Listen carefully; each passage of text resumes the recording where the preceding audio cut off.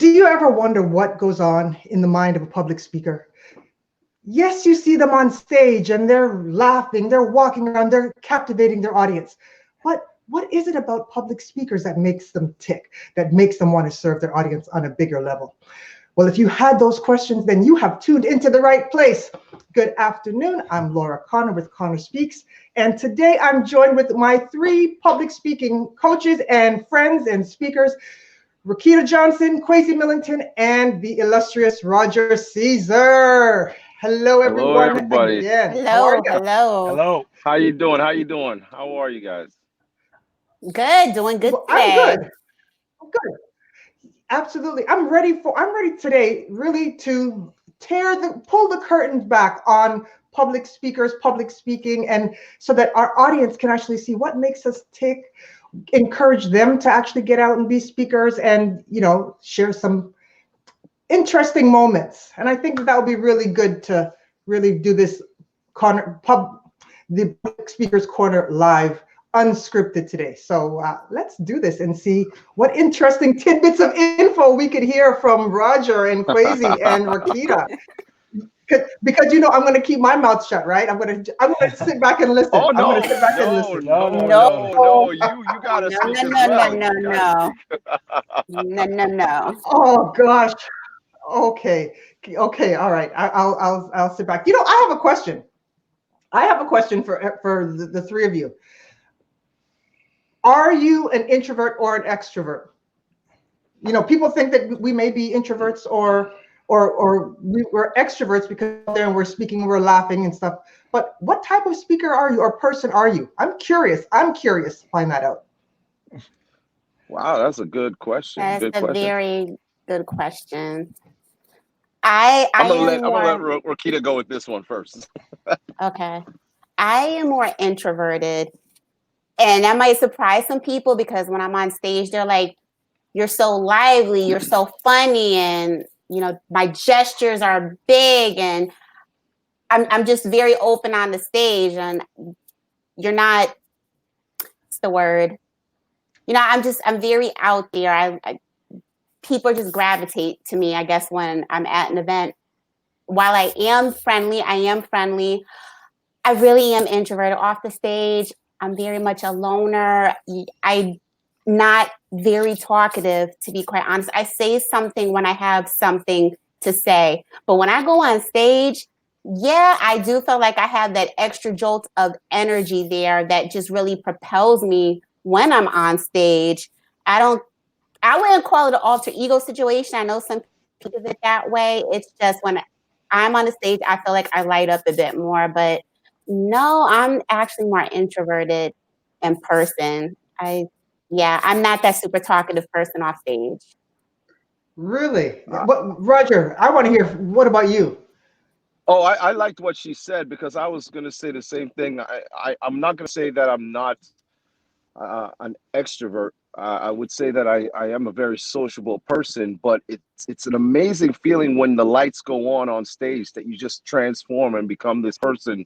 And when you get up there, you're in a different world. And I feel the same way. Like I could talk and be cool with everybody and have fun and be that social bug. But there's a different feeling when you go on stage. It's like a light switches on and you become this different person. Now, again, for me, I would say that I was always a person who can talk. My problem was always just in the one-on-one situations. That was it. But I can talk. I think we know that. I think we totally know that, Roger. You can talk. You can talk. What I am, I can rock the karaoke microphone. Queen Laura or Queen Lavra to some of my friends. I can rock the mic and I can be all out there, right? And it's good, but I would much rather be on the couch, seeing everybody just have fun and not saying a single word. So I'm really an introvert by nature, except when you put a microphone in my hand. Then a singing microphone. Then I just turn things up. Light switch, Karaoke Tina queen. Turner, Tom Jones. You got Karaoke that right. You queen. got that. You got that. They call me Miss Laura, Queen Laura. All right. What about Kwesi? All right. So What right. about you, man? Yeah. Yeah, I mean, I'm gonna echo some comments heard. I'm an introvert, and there's no doubt in my mind. There's no extrovert in me at all. I think I read that what the way you define what you are is how you recharge, and I recharge by being by myself, and like Laura said, being with a good book on the couch. And I'm actually I even call myself an introvert when I go to step on a stage. I love stepping on a stage, and I think for me and other introverts like me, um, if I focus on my message and the fact that I'm gonna try to help somebody, then I get a little bit of extrovert in me, I guess, and then I can bring it out on the stage. But yeah, I'm a fierce introvert. Oh, fierce. Ah. All right. Fierce. A Okay. fierce. I Did like you hear that. Fierce. that? A Yes, fierce. fierce. So should it be fierce, Kwesi, and captivating Rakita and illustrious Roger? That's what it is, right? They're your three names. There, we See, got Kwesi, some names last week now. you asked Okay, me. all right. Okay, okay. And you could just I call me was Queen. feeling bad Queen. about that. I was feeling bad about that, that I only had the name. I was hoping that they would get a name for them too. Okay, so we could go with Got it, got mine, it. but if something else comes up that's better, then we'll just switch it. We'll switch it as it comes around. We'll switch it around. So I just want to welcome everyone who's watching us on Facebook Live and on LinkedIn Live. Okay, I just want to say thank you, and I hope I pronounced your name right. I have a problem with doing that, but I hope I pronounced your name right. And thank you for joining with us here on LinkedIn Live. And everybody from all of our networks, all of our people, thank you for showing up and just tuning in to hear the inner workings of the minds of public speakers. So now, Roger, I got everybody all excited because I said that you're coming first with the first question today to get things started, and then I just stole your thunder. Take it back. Take it back. Oh, no, no, no. I love the way we started. Lots of energy. It was really good. I just figured that for the last 2 weeks, we have been helping many individuals, we hope, to learn key parts in what you needed to do to become a great speaker, and the things that we've learned along the way. And I wanted to pull it back a bit and just get people to get to know us as individuals, not just in the world of speaking, but just us as individuals. I think our audience would love to know that, would love to know what we've experienced on those stages, what we have had, any of the moments, whether they're good or bad, happy or sad, that we've had. And I think that's what I would love for us to do today, is just to start to talk from a personal standpoint on the things that we have experienced. Maybe you've had a moment with somebody on stage, or maybe there has been a moment when you didn't realize that something was going to touch someone's heart so much, a message that you had. So maybe I'll start with that. Maybe for Kwesi, what was a moment maybe that you have had when you've been on stage, or you've left an event and somebody turned around and said something to you that really touched you? Wow. Okay. Yeah, I guess I'll have to think about that one. As you were talking, I was thinking about something else. Actually, I was just thinking about the whole competition thing, because we're all Toastmasters, and in 2017 I was competing in the humorous speech contest, and I went through the various levels. I got to division, I won division, and I was about to go to district, and in between division and district, I went to the Supreme Court, lost my case, went to jail. Yeah. And during that time, I got to say that even in jail, I was a little bit, I think, misdirected, because part of me was actually pissed off that I missed the district. And I'm sitting in jail. Honestly, I was sitting in jail saying, and that's part of it. Obviously, there was a whole bunch of other things that were in my mind, but I was almost embarrassed that was one of the things that affected me. And so I guess it's changed the way I speak coming out. I may compete in a competition of some sort again at one point, or I may not, but I don't care. about competitions anymore. I just care about my message, whereas before it was a bit of both. And I think sometimes things happen in life to propel you to focus in a certain way. And I guess that's one thing that has a life event that changed my speaking. So I think that's what we're talking about in general, life events that kind of shape our speaking. And Yeah. that'd be for me. I don't know about you, Rakita, or you, Laura, what thoughts you have on Rakita, you share. that. So, Roger, the question was a message that we had where an audience member came up to us afterward. They were so touched by it. Yes, yes, or an embarrassing moment or something that had happened on stage with you that just changed how you saw things in that moment. Well, since we're talking about competitions, to pick up where Kwesi left off, this was, I think this might have been, no, this was 2018. And I was competing in a speech contest, international, and it was at the division level. And the speech was actually about my father, just about heroes in general, how a lot of heroes don't wear capes. There are everyday superheroes in our life all around us. And my father was the focal point of that story, him being my superhero. And just talking about his superb qualities. And afterward, I had a few people come up and they were like, you know what?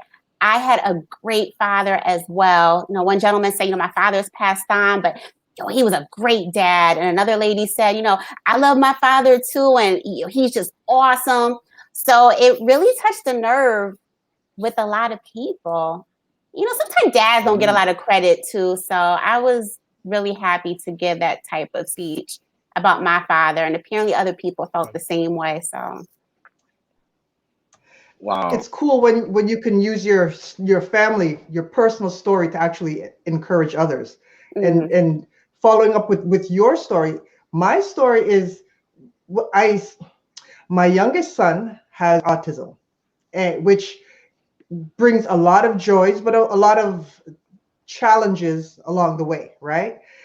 And so at Toastmasters, I started speaking about my son and the struggles, some of the things that happened from kids and also adults that don't know how to deal with him. How just having to raise him has changed my outlook on kids that seem to be unruly at first, you know, because I'm a white and black type of person, right? And if a kid is acting out of line, I'm like, you know, parents, take care of your kid. But then all of a sudden I have my son who is loud and he does different things that people assume that I'm supposed to just rein him in. So speaking about him and the successes that he's had and the victories that he's had growing up, I just started sharing that. And it was interesting because I've had people come up and say, boy, I'm in the same situation as you. I have a son or I have a and you've really helped me understand what it is to have to raise a child with special needs. And that has been it's been huge because a lot of times we deal with stuff on our own, but we don't really think anybody can relate or no one will see benefit or value from sharing your story. And doing that was like, it was a relief from my head because now I'll tell everybody, yeah, my son has autism, but big deal, right? Yeah. And it helped me, but it helps them as well. So that's one of my, that's my big story that people seem to resonate with. And what's yours, Roger? No, you know what? I guess we can all have a moment with family because mine was when I went to the World Championships and I competed there, and my speech was about my grandmother. My grandmother was one of the most important women in my life, and I did that speech, and when I finished, it wasn't about the victory, and I'm relating to what Kwesi said. It's not about the victory or anything. That was about the message about how important the life lessons that she had taught me along the way. And I remember coming off a stage and feeling dejected because I felt like I didn't do her justice because she had just passed away 2 weeks before I was supposed to do that speech. And so it was very hard for me to actually go on stage and essentially do a eulogy for the world to hear. But I remember the following year when I went back to the World Championships and I was in the lobby, and this was in Washington, D.C. And in front of a whole bunch of people there, this young man came between the crowd and came over to me, and he said, You're the one last year that did the grandmother speech. And I'm looking at him like, what? And he goes, oh my God, I remember your speech like it was like so powerful. And I went home right after the World Championships, and I went to my grandmother and I hugged her and I said, I'll never take you for granted again. And you see, for me, those are the moments that these stories that you're talking about matter the most, because it touches someone's lives. You're talking about your son, Lauren. You're talking about your dad. And of course, you, Kwesi, talking about your experience going to jail. I mean, there are people out there that we know are probably going through these things or had them happen, and they just needed someone to talk about it, right? That's what it Absolutely. comes Yes. down to. Roger, you Right. brought up a good point. I think it might be another good topic to cover. And that is when you are giving a speech and maybe you have just gone through something so devastating, so sad, and you still have to get up on that stage and talk to those people. Yeah. Like you said, your grandmother had just passed away 2 weeks before. So it's still fresh for you, and you're talking about her. I don't know. How do you guys deal in that moment to take yourselves out of it? Because we're human. A lot of people forget that speakers are human. Something could happen to us that day, and it affects your emotions so badly. Yeah, it was very difficult. And I said 2 weeks, but it was literally, I was going to Vegas on the Wednesday and she passed away on the Tuesday. And that's how close it was. So just to put it in context of how devastating it was for me, I remember having to be there. And I think, Laura, you might know Carolyn Hoxie. You guys might know Carolyn Hoxie. Yes. From Total. She was just a bright light for me, because I literally was in my room in Vegas. We're talking about Vegas, right? Vegas. You're supposed to be enjoying Vegas. My first time in Vegas, and I am stuck in my room because I am literally just a mess with this, thinking, how am I going to do this on stage? So to your question, Rokita, there's a saying that they say the show must go on, right? The show must go on. So I had to try. And Carolyn was so instrumental in getting me out of my room and helping me. So it's also the people that you have around you, that community that can help you to get out of a situation like that, to go on stage and be able to do something like that. Having people that would support you. So I think that was big for me. Oh, wow. Wow. So I want to know here from Kwesi, how would you deal with that? Because that has to be tough. I haven't gone through anything. I mean, I guess it's all relative, but really, I haven't had to deal with that. For me, I would think that when you think about who you're speaking to, it then shifts the perspective from, okay, it's not about me giving a speech, or it's not about me, getting up on stage. It's about the message that I'm going to be able to share to empower, uplift, motivate, inspire somebody. So that's how I would, if I was in that situation, that's how I would have to frame it to give me the strength to get out there and give it my best. But for me, I don't have any real life experience having to deal with some serious news and then go up and speak. But actually, I'd love to hear. Yes, you do. Yeah. Yes, you do. Your son has autism. That is a real situation, right? So we all have. Yeah. Don't downplay your struggles. I always tell people when I speak that resilience comes from the regular, right? There's things that happen to you in everyday life that can help you build that resilience, and it can give you a story to share with other people. It doesn't have to be major. Listen, I used to watch a guy named W. Mitchell who was burned and in a plane crash, and then he was on stage. I'm like, I can't speak like him. Nick Vujicic has no limbs, and he goes on stage and he Yes. speaks. These are Yes. people that have gone through things way worse than me, but I can share my Right. story, and that can help someone. There's a guy that I spoke to once, and he lost some money when he tried to make some bad investments, and he turned that into a story to help someone. You look at the World Championship speeches, like, they're not always major events. One guy got bullied and he has his underwear on stage, right? It doesn't have to be going to jail.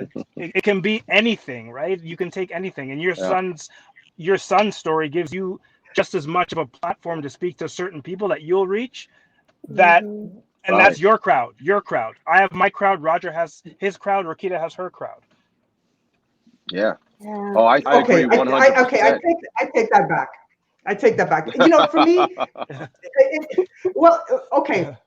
As far as my boy's concerned, there's no. Yeah, it really is a joy. It really is a joy. Now, I more relate to the guy with the underwear on stage being bullied. That's my story as well. So when and that was the thing. Speaking about having to deal with bullying as in middle school, and how that silenced my voice all the way to Vegas. That is my story, my key story, because that was major traumatic. Okay, so that's my story. My son, gosh, yeah, I mean, it's encouraging to other people, but to me, there is really almost no downside, because again, as I said with me, if it wasn't for him, I would be the same no nonsense type of adult with kids. So he softened me up a lot. So, but anyways, that's my story. I said I was going to be quiet. Take the show. Take the show. No. It's all of us here. It's all of us. That's right. And, I and just one more remember. thing on that. All right. Sorry, go ahead. Yeah. Go ahead, Kwesi. No, I was just going to say to Laura that what you're making look easier, as in raising an autistic child, I think you take some things for granted that other people are going to find really difficult that are in a similar situation, and things that you're like, oh, I got this. Other people are going to need to learn from you for. We lost Roger. Roger. Okay, He'll be sorry, back. Rokita, I cut you off. Go ahead. No, we're all just kind of jumping in here. I don't think there's any right or wrong. No, I was just going to add on to what you guys were saying about tough moments and you still have to speak. I think the toughest one I ever had to give was actually a Toastmasters meeting, and it was around the holidays because it was in December, and I had to give a speech later that night, and we had just buried my uncle earlier that day, and you know, I knew I had to give the speech later. I just come from a funeral that day, and it's such a weird feeling, like you're teetering between the sadness, but then the happiness of meeting with your fellow club members and knowing you still have to give this speech. It's just wrestling with these emotions that you have. It's almost like taking yourself out of the moment for 5 to 7 minutes, somehow finding it deep within yourself just to come out of the sadness for a few minutes, just to speak to the audience. And it's funny, I told my club members later that night in an email, I said, you know, I'm so happy I came to the meeting and spoke, and that I was with you guys, just the fellowship, because I had, you know, to bury my uncle earlier. And I got emails back saying, oh my God, like we had no idea. It just did not come across to them that I was dealing with anything. And I'm not saying that to, you know, to prop myself up high or anything like that, but it's just is so hard. Everybody has their own way that they pull themselves out of a tough place, but it can be done. So that's why I want to bring it up. It can be done, fellow speakers. Oh no, No question about it. No question about it.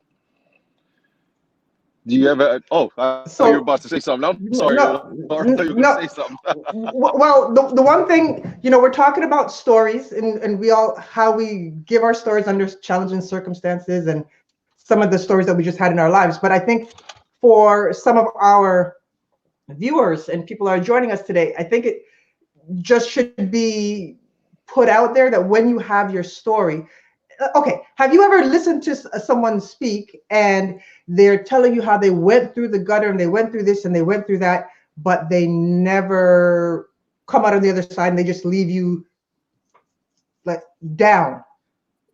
You know, I think when we're speaking, we need to somehow bring our audience up at the end, see that there is hope, or that we can get through it, even if we're not finished getting through it. I think just letting people know, because I mean, I'm going to have my son for the rest of my life. He's, you know, I'm always going to have challenges, but just showing how I can change my perspective and how other people can change their perspective, then I think leaves people in a better place to move forward with going on in their life or sharing their story. I just think that needs to, sometimes we might need to remember that or be reminded of that.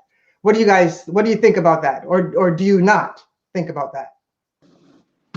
Yeah, you got to leave your What I audience think in is, a. I think that there is, we have to, as speakers, we have to understand that there is a value in trying to allow our audience to walk away with something positive out of your message. If they're constantly thinking that there is, it's in a dark place, it's very difficult to allow your audience in that moment to feel like, okay, what's in it for me?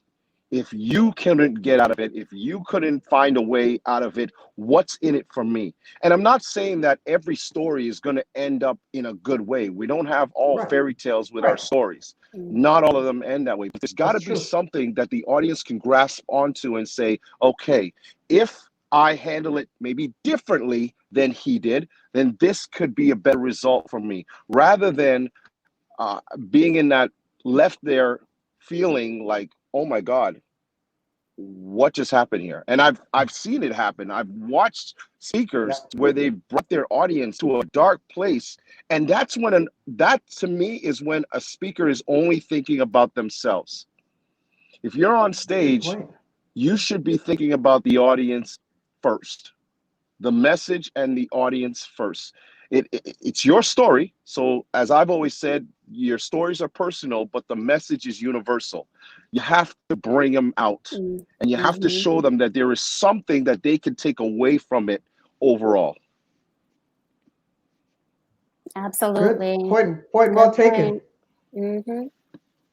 I was just going to say that you have to leave your audience on a high note. Like, your speech just can't be a country song. I lost my dog and my house burned down, and I love it. You know, my spouse ran off with my best friend. I mean, well, what's the point of this speech? There has to be something here the audience can leave with. You can't just tell us this country song and leave it at that. It's so depressing. Like Roger said, you got to give the audience something to grasp onto, to walk away with. What is the message here? I need to improve my life somehow. You want the audience to leave different than how they came. That's how we say it in the church. You don't want to leave. You don't want to leave how you came. You're supposed to leave better. There you go. And I think you could add a reggae song at the end of that country song. You know, sing a little Bob Marley. Don't worry about a thing, because every little thing is gonna be all right. There. Nice. However you want to end it up, just make sure you end up on a high note, on a positive there. Oh boy. Okay, guys.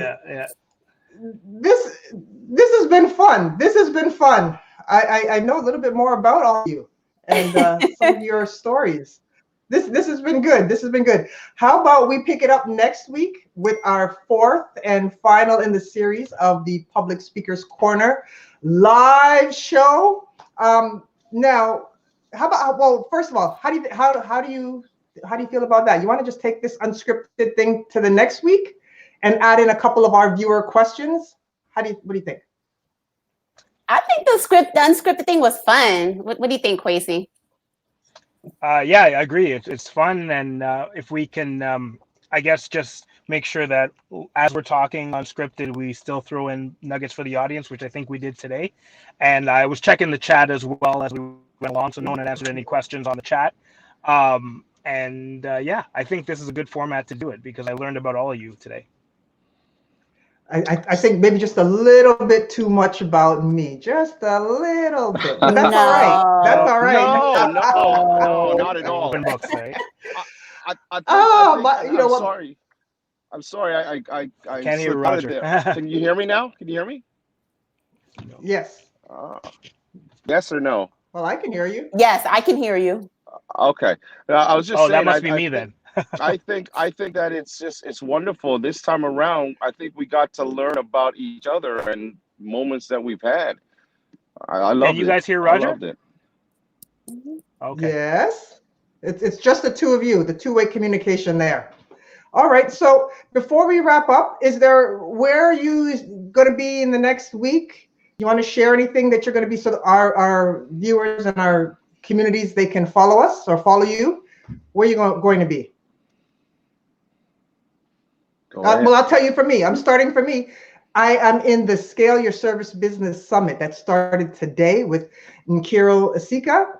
And the free tickets are on my LinkedIn profile and I think also on my Facebook, but I'll include it in the comments here. And it's free and you can learn how a lot of business and networking things. And I will be one of the featured speakers. It's like 2020 vision goals, check. I did one. So I'm on my first summit. So that's where I'm going to be this week. Nice. What about who's next? I know. I'm so excited. I'm so excited. That is good. That Yes. is good.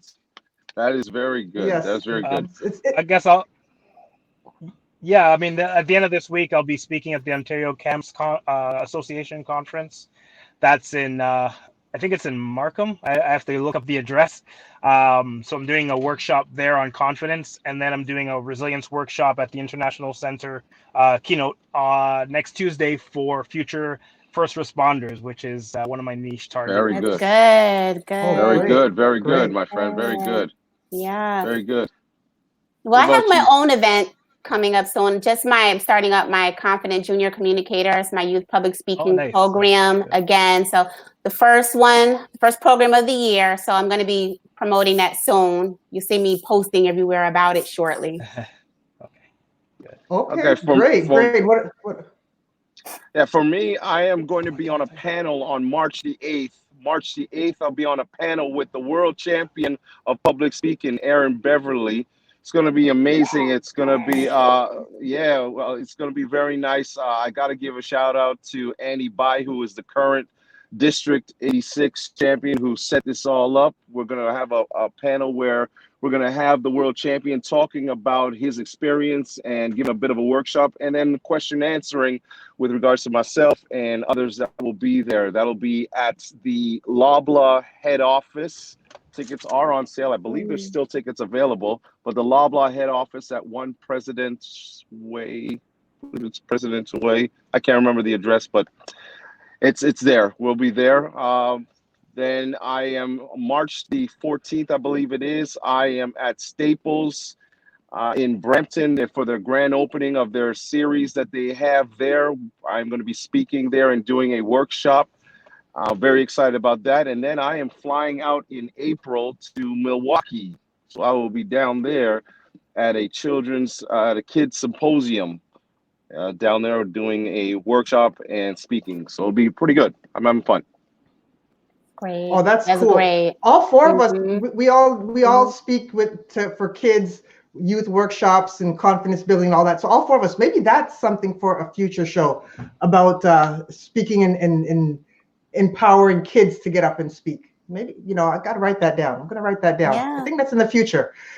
Okay, this has been good. This has been good. I want to say thank you and shout out to Janice and Ilke again, and for everybody who has shown up for our Public Speakers Corner Live. We are looking forward to seeing you back again next week, March 3rd at 2 p.m. Eastern Standard Time for our fourth and final round. And if you're liking this show, please show your love. Please share it with your friends. Please like, comment, and do all of those big things so that next week we will have a lot of people turn out and everyone lifted up. That rising tide lifts all ships. And so right now it's the four of us. Imagine if 200 or 1,000 of us were here. We'd be rising all the way up. Oh my gosh, it'd be like Noah's Ark. Just yeah. Okay, I'm going off there. I'm going all over. All right, so I'm gonna tune out. Just want to say thank you guys. It's been fun. It's been fun. Thank you. Yeah, this was Thank great. you. Thanks, Laura. Thank you, guys. Thank you, Take care, everyone. guys. All right. See you later. Take care. See you soon. Bye. Cheers. Bye. Bye.